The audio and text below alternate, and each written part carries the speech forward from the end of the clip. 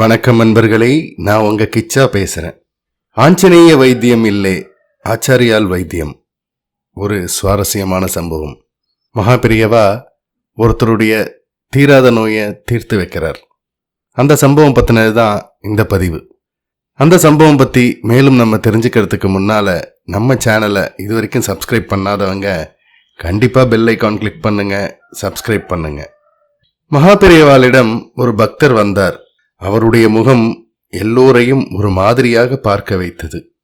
காரணம், ஏதோ ஒரு தோல் வியாதி, ஸ்கின் டிசீஸ் அவரை தாக்கியதால் முகம் மட்டும் பயங்கர கருப்பாக ஆகியிருந்தது. பாவம், முகத்தை மறைத்து கொள்ள முடியுமா என்ன? மகாபெரியவா தான் எனக்கு ஏதாவது ஒரு மருந்து சொல்லணும், வெளியில போகவே ரொம்ப கஷ்டமா இருக்கு, போகாம இருக்கவும் முடியல, எல்லா வைத்தியமும் பண்ணிட்டேன் அப்படின்னார் அந்த பக்தர். மகா வைத்தியநாதம், மகாபெரியவா தீர்க்காத வியாதியா என்ன? பக்தரை பார்த்து, உங்க ஆத்து பக்கத்துல ஆஞ்சநேயர் கோயிலோ சன்னதியோ இருக்கோ அப்படின்னு கேட்டார். பக்தரும் இருக்கு மகாபெரியவா அப்படின்னார். பெருமாள் கோயில்ல ஆஞ்சநேயர் சன்னதி இருக்கு அப்படின்னார். மகாபெரியவா, ரொம்ப நல்லதா போச்சு, நீ தினந்தோறும் அந்த ஆஞ்சநேயருக்கு வெண்ணெயை சாத்து, அதை வழிச்சு எடுத்துட்டு ஆத்துக்கு வந்து உன்னோட மூஞ்சி முழுக்க தடவிண்டு கொஞ்ச நேரம் ஊறணும். அப்புறமா அதை சோப்புலாம் போட்டு அலம்பாம ஒரு துணியால நல்லா தொடச்சுக்கோ, பண்றியா அப்படின்னு கேட்டார்.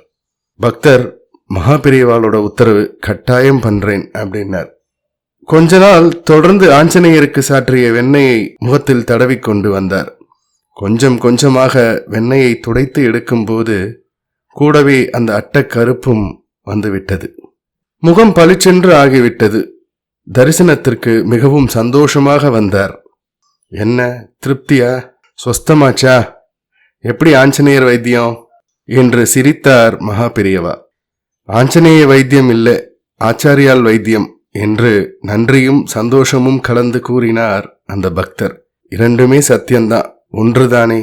ஜெய ஜெய சங்கர ஹர ஹர சங்கர. இந்த பதிவு உங்களுக்கு பிடிச்சிருந்தா லைக் பண்ணுங்க, ஷேர் பண்ணுங்க, கமெண்ட் பண்ணுங்க. மறக்காம பெல் ஐகான் கிளிக் பண்ணுங்க, சப்ஸ்கிரைப் பண்ணுங்க. நன்றி நண்பர்களே.